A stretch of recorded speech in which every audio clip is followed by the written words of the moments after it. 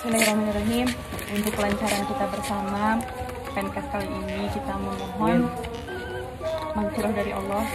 Kita akan membaca Al-Fatihah bersama-sama. Bismillahirrahmanirrahim. Alhamdulillahirabbil alamin. Arrahmanirrahim. Maliki yaumiddin. Iyyaka na'budu wa iyyaka nasta'in. Ihdinas siratal mustaqim. Shiratal ladzina an'amta 'alaihim Bismillahirrahmanirrahim. Pneumonia alani. Baik, bismillahirrahmanirrahim. Assalamualaikum warahmatullahi wabarakatuh. Waalaikumsalam warahmatullahi wabarakatuh. Izin ya, teteh semuanya. Apa kabar semuanya? Alhamdulillah. Allahu Akbar. Masih pada semangat? Ya, mudah-mudahan sampai selesai masih semangat ya. Insyaallah. Teman-teman, mohon maaf mungkin mengganggu ya waktu istirahatnya teman-teman semua untuk menghadirin acara ini. Tapi semoga ada manfaatnya dari acara ini ya. Baik teman-teman, jadi maksud kami di sini itu akan melakukan penyuluhan kesehatan mengenai pencegahan penyakit pneumonia paru itu sendiri. Nah, sebelumnya teman-teman sudah ada yang tahu apa itu penyakit pneumonia paru? Tidak. Yang disebabkan oleh infeksi virus yang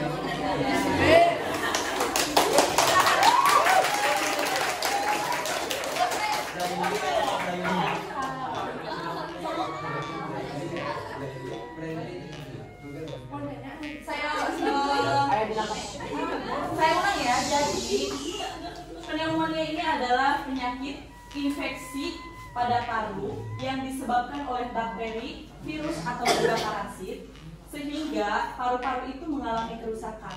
Nah, di mana dalam anatomi paru itu ada kantung kecil yang disebut dengan alveolus di dalamnya itu, tetapi kalau misalkan pada orang yang sehat itu alveolusnya itu banyak menghirup udara segar.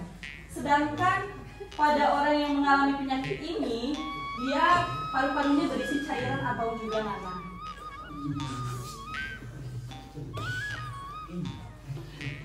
Nah, ini penyebab dari pneumonia paru. Jadi pertama itu dari bakteri. Dari bakteri ini kemudian dihirup oleh seseorang yang sebelumnya belum mengidap penyakit ini. Kemudian masuklah ke dalam saluran pernapasan.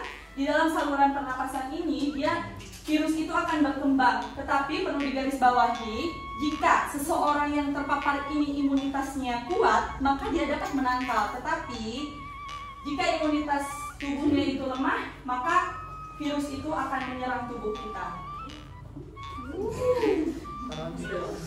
Selanjutnya ada faktor dan faktor resiko dari penyakit pneumonia paru. Yang pertama itu ada dari segi usia. Nah, tidak menutup kemungkinan jadi bayi dan anak-anak di bawah umur 2 tahun itu juga dapat terjadi penyakit ini. Kemudian pada lansia itu terjadi karena imunitas tubuhnya sudah lemah. Beda kan sama kita yang masih pada sehat? Selanjutnya ada merokok. Nah, ini nih. Teman-teman yang cowok ganteng ngerokok nggak nih? Enggak sih, di sini nggak tahu ya kalau di luar. Jadi kalian juga nih buat teteh-teteh yang punya kakak, buat kalian lah, pokoknya yang cowok-cowok termasuk dari stikesnya juga nih. Jadi di dalam rokok itu ada zat beracun yang masuk ke paru saat merokok sehingga dapat merusak jaringan. Betul? Betul. Tapi kenapa masih dilakuin? Karena enak kado.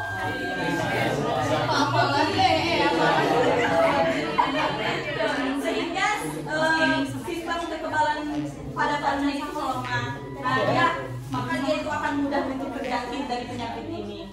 Yang ketiga, sistem tubuh lemah. Orang dengan sistem tubuh lemah itu seperti tadi yang saya katakan, jika seseorang imunitas tubuhnya itu lemah, maka akan mudah terserang penyakit itu.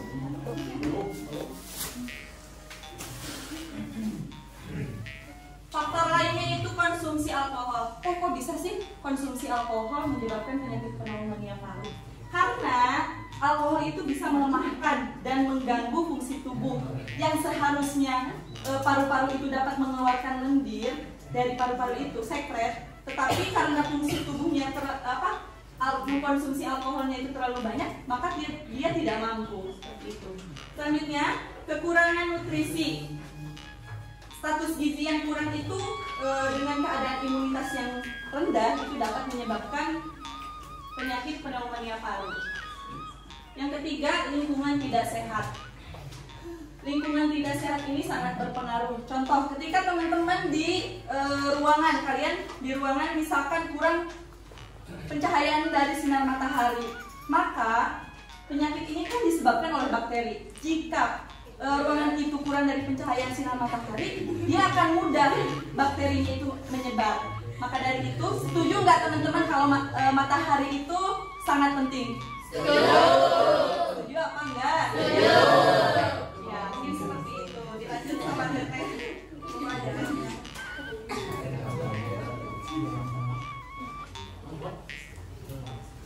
Lanjut ya, dengan saya izin melanjutkan dari Teteh Ristika Puspa, saya izin melanjutkan. Untuk yang selanjutnya di sini ada tanda dan gejala dari penyakit pneumonia paru. Di sini yang pertama ada sesak napas dan nyeri dada. Tapi ingat, bukan berarti kita mengalami sesak napas atau nyeri dada itu berarti kita mengalami pneumonia paru. Misalkan sama tetehnya habis lari, aduh aku sesak nih, berarti aku pneumonia paru nih. Itu bukan berarti ya. Nah langsung yang kedua di sini ada demam gigil. Tapi umumnya buat lansia itu tidak mengalami demam menggigil, tetapi mengalami penurunan suhu tubuh atau bisa disebut dengan hipotermia. Lalu yang ketiga ada batuk berdahak. Di sini umumnya batuk berdahaknya itu berwarna kuning atau hijau. Tapi ingat, bukan berarti itu pneumonia paru ya. Kalau teteh sama merasakannya harus dicek terlebih dahulu. Lalu yang keempat ada gejala mual dan tidak nafsu makan. Mungkin ini mah semuanya juga pada nggak nafsu makan ya kalau misalkan malas, tapi itu bukan juga pneumonia paru ya. Maksudnya yang selanjutnya ada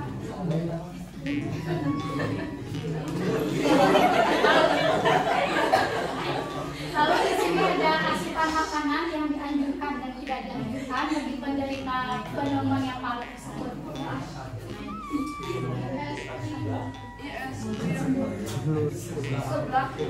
Lalu di sini ada makanan yang tidak dianjurkan. Yang pertama ada makanan berbumbu tajam.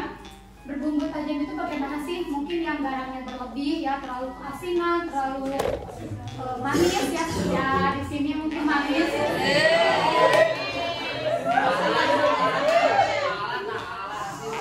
Yang kedua ada makanan pedas, ini buat cewek-cewek di sebelah mungkin ya. Silakan makanan pedas dikurangin ya tetehnya, walaupun nggak bisa sih. Lalu yang ketiga ada makanan beku atau dingin. Di sini makanan beku atau dingin kenapa sih dilarang gitu ya? Soalnya makanan beku atau dingin ini mengandung kandungan nitrat dan dapat meningkatkan bahaya serta memperburuk infeksi penyakit. Jadi dikurangi lagi itu gitu ya.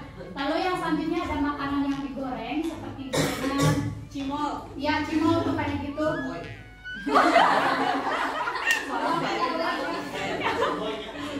Lalu yang kelima di sini ada minuman berkafein. Contohnya minuman berkafein itu apa? Mungkin hanya suka minum kopi ya. Kurangin ya ayah. Udah tahu manis, nanti takut terlalu manis. Lalu yang selanjutnya di sini ada minuman terlalu manis dan bersoda. Di sini ada yang suka minum bersoda? Ada ya. Tapi bohong. Lanjut. Lalu yang selanjutnya di sini ada yang tidak dianjurkan, yang dianjurkan maaf. Di sini syaratnya dianjurkan itu yang tinggi kalori atau tinggi protein. Nah yang pertama di sini itu ada karbohidrat. Karbohidrat itu seperti apa sih? Ada yang tahu nggak? Nasi. Ya kalau disebutkan ya. Ubi. Nah ubi-ubian langsung. Yang kedua di sini ada makanan tinggi protein seperti telur, daging, kacang, ikan. Ini mah makanan kita ya sehari-hari juga makan. Ya ini apa lagi? Anak kosan apa lagi? Langsung yang ketiga ada konsumsi buah-buahan. Tapi buah-buahan juga enggak semua buah-buahan harus dianjurkan ya. Langsung yang keempat ada memperbanyak minum air putih. Di sini ada yang tahu nggak sehari kita harus minum berapa liter air? 2 liter air putih setara dengan berapa gelas? Pinter ya.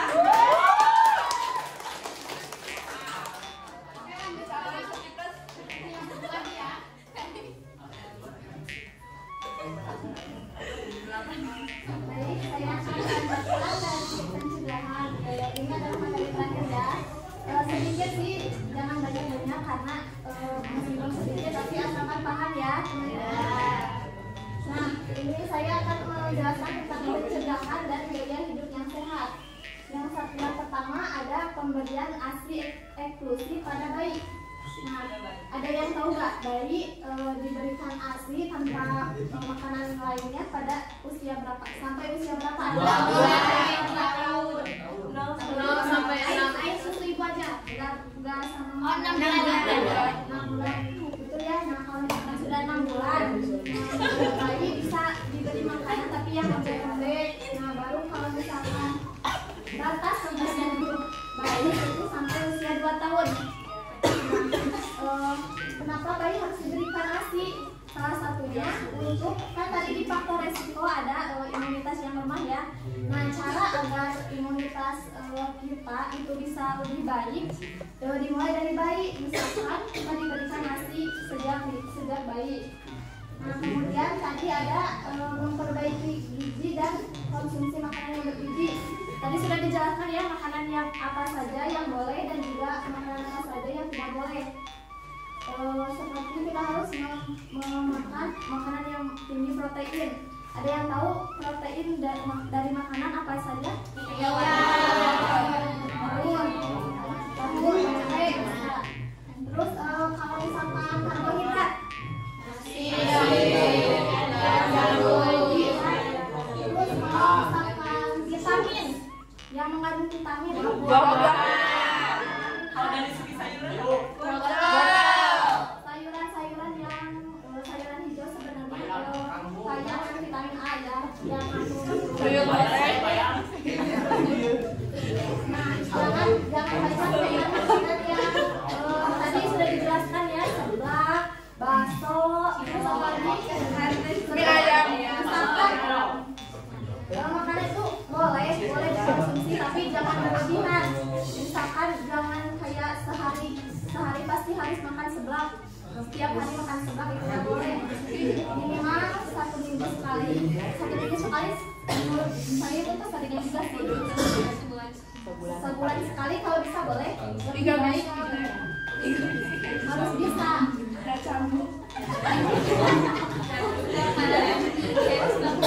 Ya, yang ketiga ada memperbaiki kebersihan lingkungan. Kalau misalkan lingkungan yang kita lihat ya, misalkan rumah itu pasti sudah sering dijaga ya. Tapi misalkan kalau yang lebih privasi, misalkan ruangan kamar atau ruangan tamu atau kamar ya yang sering kita tempati, harus bisa. Misalkan di ruangan itu tidak boleh lembab, harus ada ventilasi atau udara yang masuk ke dalam kamar. Apalagi kalau misalkan ada sinar matahari yang masuk. Karena kenapa?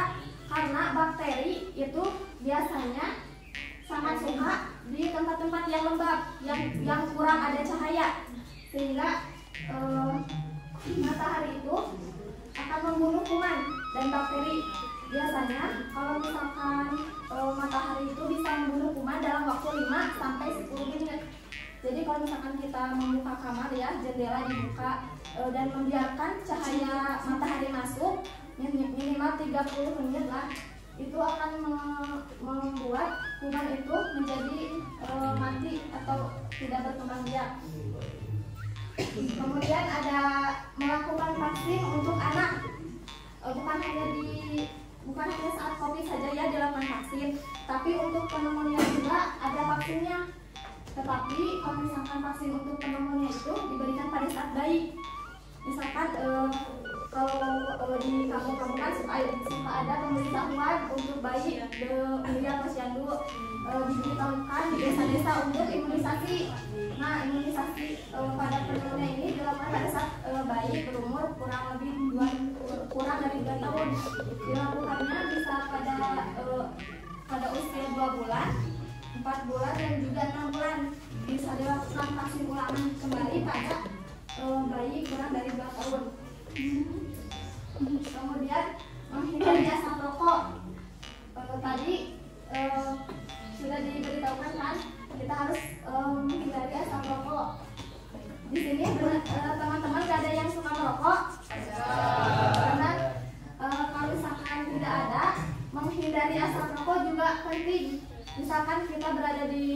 ruangan, terus ada orang yang merokok, terus kita harus bisa menghindar dari asap rokok itu, karena asap rokok itu sama-sama orang yang menghirup dan orang yang menghirup dan orang yang melakukan untuk merokok itu sama-sama akan menanggung kerugiannya. Kemudian memakai masker, bukan hanya saat COVID saja ya kita memakai masker, tetapi juga di tempat di hari-hari biasa kita juga harus memakai masker. Tapi misalkan kita nggak suka nih pakai masker, kita bisa pakai masker pada saat-saat tertentu aja. Misalkan pada saat kita ke rumah sakit itu wajib memakai masker, atau misalkan kita keluar rumah yang banyak polusi udara itu juga kita harus memakai masker. Kalau misalkan sehari-hari itu tidak memakai masker juga tidak apa-apa. Kemudian yang kedua ada membersihkan peralatan pribadi yang sering berkontak dengan tangan seperti handphone. Bisa dibersihkan dengan hand sanitizer, pakai tisu terus dielap apapun itu yang menjadi kontak dengan tangan. Selanjutnya, nah, pencegahan selanjutnya ada menjaga jarak dengan orang yang batuk. Menjaga jarak dengan orang yang batuk itu bukan berarti kita menjauhi orangnya karena dia mau batuk, aku gak mau dekat-dekat begitu. Jadi maksudnya, jadi misalkan kita harus sadar dulu. Misalkan kita ada orang yang batuk nih, kita bisa kalau misalkan dia butuh bantuan kita bisa ngurusin dia, tapi kita juga harus sadar kalau kita itu imunnya udah bagus. Kalau misalkan sakit ya jangan maksain untuk ngurusin orang yang batuk misalkan gitu, tapi kita harus sadar imunnya harus bagus, terus harus pakai masker. Maskernya kalau bisa 2 gitu. Ya, supaya tidak pada gitu. Terus menjaga imunitas tubuh seperti olahraga dan istirahat yang cukup. Olahraga minimalnya ya sehari itu 40 menit minimalnya kalau bisa. Di sini semuanya suka olahraga. Ya.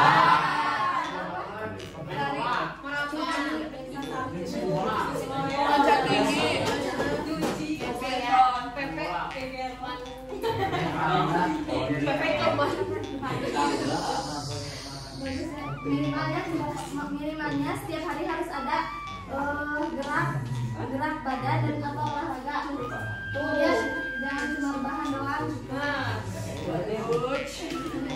Kemudian istirahat yang cukup kita itu gak boleh begadang. Kalau misalkan memang ada kegiatan malam misalkan tetap harus, kalau misalkan ada kegiatan malam langsung tidur, jangan ada main game atau apapun itu, langsung istirahat.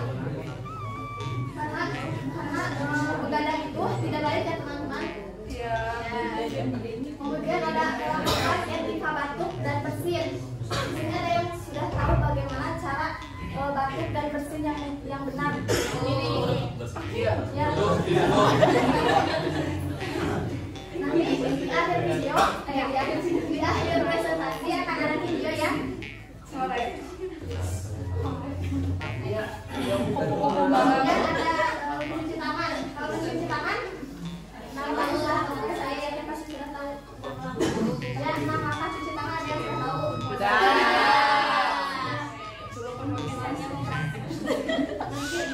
Nanti ada di akhir video di akhir presentasi ada video ya.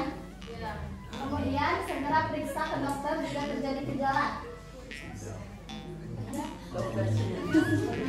Kalau misalkan kita batuk nih, jangan merasa karena mungkin itu batuk biasa, karena kita tidak tahu kan itu batuk apa. Bisa saja itu batuk yang bisa merugikan seperti TBC misalkan atau apapun itu, bisa jadi juga pneumonia. Jadi jangan merasa kita itu batuk dan bersin biasa gitu, karena kalau misalkan dibiarkan akan menjadi komplikasi atau menyebabkan penyakit pernapasan yang lebih parah. Misalkan kita bisa menjadi susah nafas atau sakit dada dan sulit bernafas.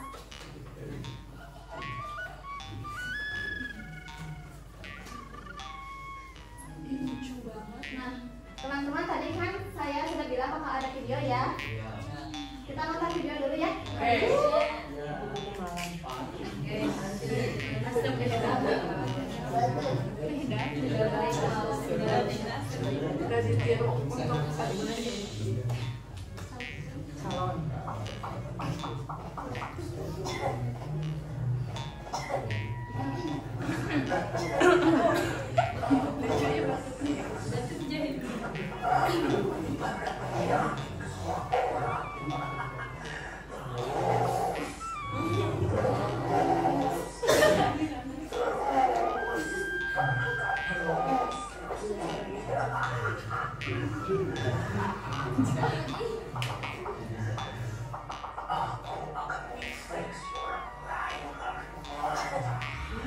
Jadi batuk itu bisa melalui kontak mata, kemudian hidung dan juga mulut. Apalagi yang batuknya nggak dijaga, terus bersin nggak dijaga, bisa saja itu menularkan. Kalau misalkan dari segi batuknya kayak gitu ya.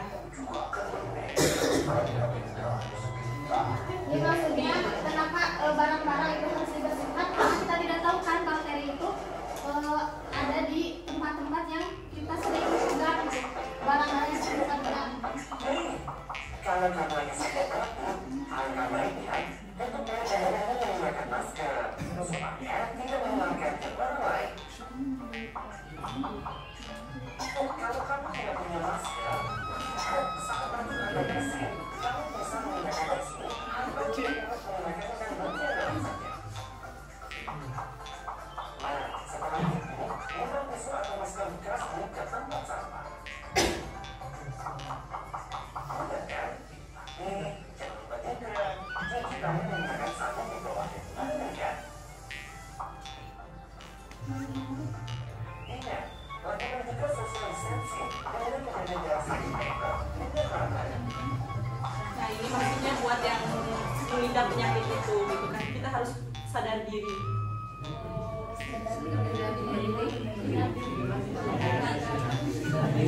Karena kita nggak mungkin ya harus bilang, ih saya tuh lagi ada penyakit ini, kan enggak juga. Sadar diri. Dan hargai sadar diri. Ini video yang ada.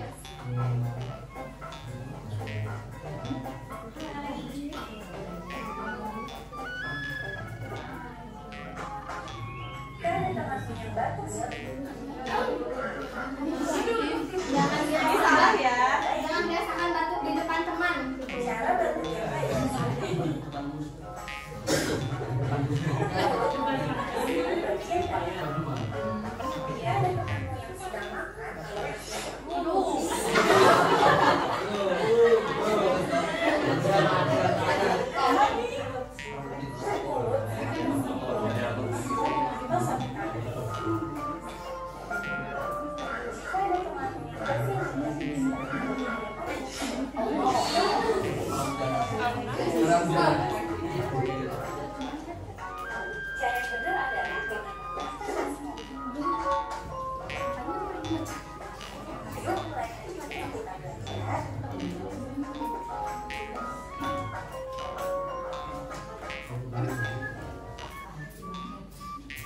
Satu lagi ya.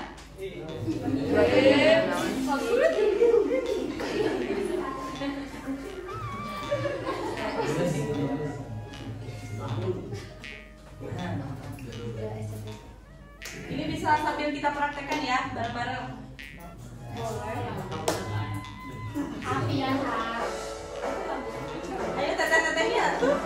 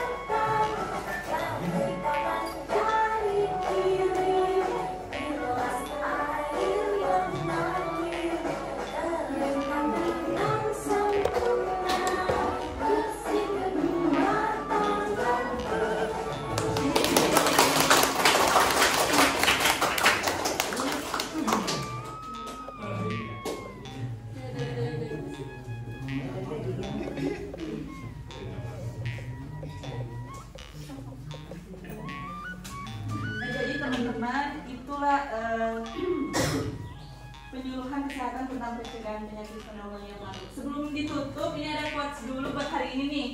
Jadi kesehatan itu tampak berharga setelah kehilangannya. Kesehatan hidup paling nikmat di dunia adalah sehat. Karena apapun yang kamu miliki di dunia ini tidak akan nikmat saat sakit. Jadi untuk semuanya,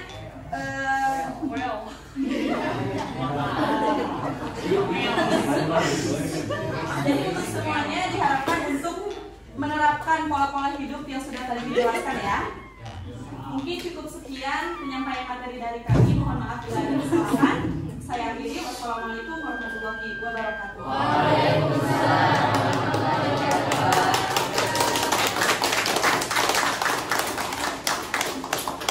Baiklah teman-teman, penyampaian materi sudah disampaikan. Ada yang ingin ditanyakan atau didiskusikan? Silakan. Ada. Silakan. Berdiri. Assalamualaikum warahmatullahi wabarakatuh.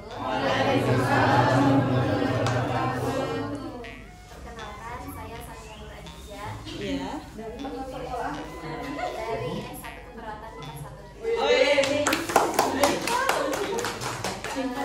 Izin bertanya Teh, untuk tadi pembahasannya cukup detail dan alhamdulillah mengerti, insya Allah. Yang ingin saya tanyakan, di sini kan ada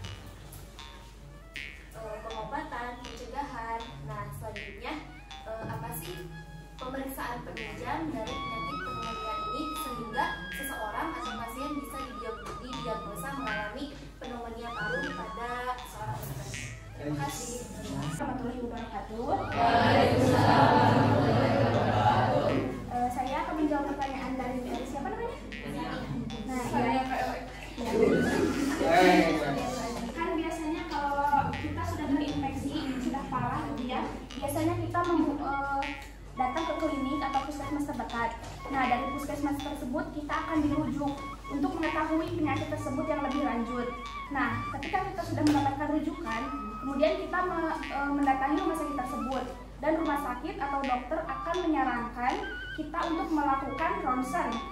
Nah, setelah setelah di ronsen tersebut dapat kita lihat dari foto ronsen tersebut ada sesuatu yang tidak normal, ada cairan Di alveolus tadi, Ya. kalau misalkan memang dia mengidap, maka dia akan ada cairan nanah itu. ya. Seperti itu. Kelihatannya itu di ronsen itu Ada bercak putih. di bagian dada itu ada warna putih di bagian torak paru. Ya. Nanti juga dokter juga akan menjelaskan yang kelainan dari alveolus yang normal dan yang sudah terinfeksi oleh virus pneumonia tersebut. Dan jika penyakit tersebut sudah parah, dokter juga akan menyarankan kita untuk melakukan pengobatan yang lebih lanjut. Seperti itu. Jadi untuk pemeriksaan penunjangnya hanya ronsen saja. Iya. Bisa ronsen, bisa juga scan. Baik, terima kasih banyak. Teman-teman, tadi kan ada teman kalian yang bertanya. Sekarang bagian saya meminta teman-teman di sini yang dapat menyimpulkan dari materi ini. Jadi apa sih itu pneumonia paru? Kalau yang bisa nanti dapat 2 orang ya, dapat hadiah. Tapi maju ke depan syaratnya.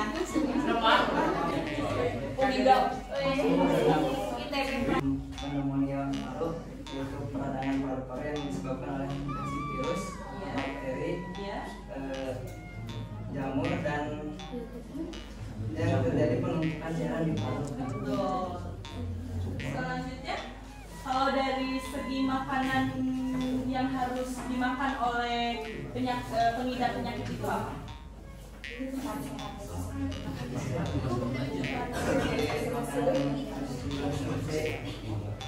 Oleh pengidap pneumonia paru yaitu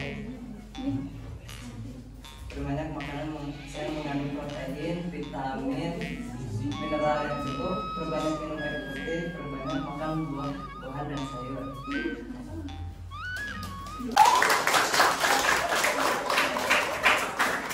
Selanjutnya, Teteh, berdiri ya Teh. Berdiri. Siapa namanya? Assalamualaikum warahmatullahi wabarakatuh. Waalaikumsalam. Perkenalkan, saya Sofiana Indonesia. dari Sumut. Oh, sip. Teh, kalau yang Teteh tahu tadi sudah dijelaskan cara pencegahannya. Sebutin dong beberapa yang ingatnya gitu. Pencegahannya itu diantaranya itu menggunakan masker, Betul. Satu. terus menjaga imun tubuh minimal terus olahraga Ya. minimal 45 menit Ya. terus banyak minum, cukup istirahat, tidak gadang, dari asap rokok, dari rokok.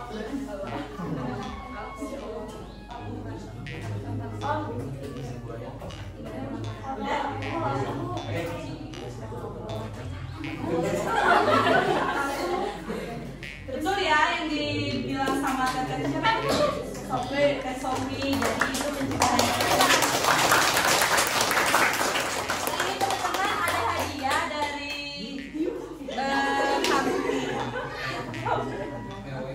dari rekan-rekan mahasiswa buat yang sudah maju. Terima kasih. Ini ada bingkisan.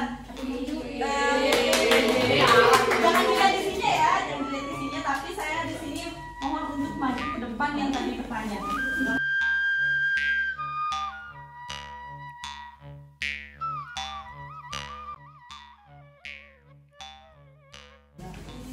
Terima kasih kepada teman-teman yang sudah bertanya. Semoga hadiahnya bermanfaat. Alhamdulillah, materi sudah disampaikan. Tidak terasa kita sudah berada di akhir acara. Sebelum untuk kegiatan, ada teman kami yang akan membaca doa kepada yang silakan.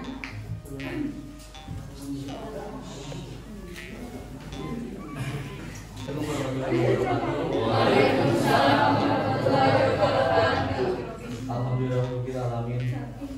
Hamdan syakirin hamdan amin. Hamdan muwaffiqin hamdan amin ya Allah.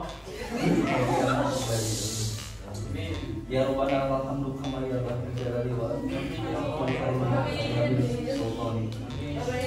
Allahumma sholli ala sayyidina Muhammad wa ala sayyidina Muhammad. Dengan menyebutmu namamu, wahai zat yang maha menggenggam dan genggamanmu segala urusan kami serahkan. Segala puji bagimu yang telah memberikan kami kekuatan, kesehatan, keselamatan dan kemampuan untuk kami menjalankan tugas dan kewajiban. Dengan namamu ya Rabbi, Allah Tuhanku tidak akan tergantung selain daripada. Kami gantungkan setiap amal dan perbuatan kami agar Kau memberikan akhir dari tiap urusan kami. Kaulah yang maha menghabiskan. Aku berlindung kepadamu dari malu dunia dan azab akhirat. Ya Allah, ya Tuhan kami, hari ini kami telah selesai menjalankan serangkaian kegiatan penyuluhan kesehatan.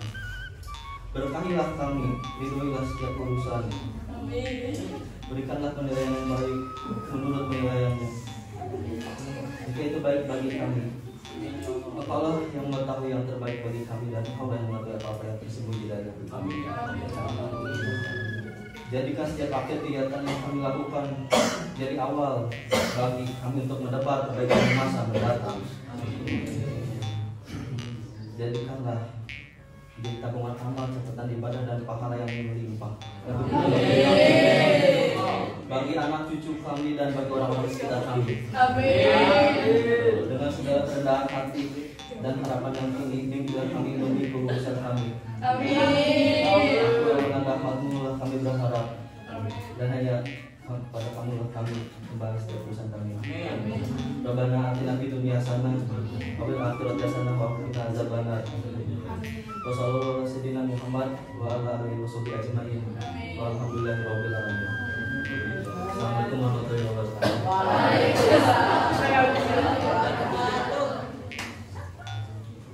Baiklah teman-teman, terima kasih atas antusias dan apresiasinya untuk mengikuti kegiatan ini. Terima kasih juga sekali lagi kami ucapkan kepada pengurus dan santri-santriwati pesantren Al-Arifin yang sudah mengizinkan kami melakukan penyuluhan di sini. Mohon maaf sudah apabila selama kegiatan ini dan berlangsungnya penyuluhan kami melakukan banyak kesalahan dan kekurangan, tetapi semoga ilmunya bermanfaat. Marilah kita tutup dengan mengucap hamdalah. Sekian dari kami, billahi taufiq wal hidayah. Wassalamualaikum warahmatullahi wabarakatuh. Waalaikumsalam.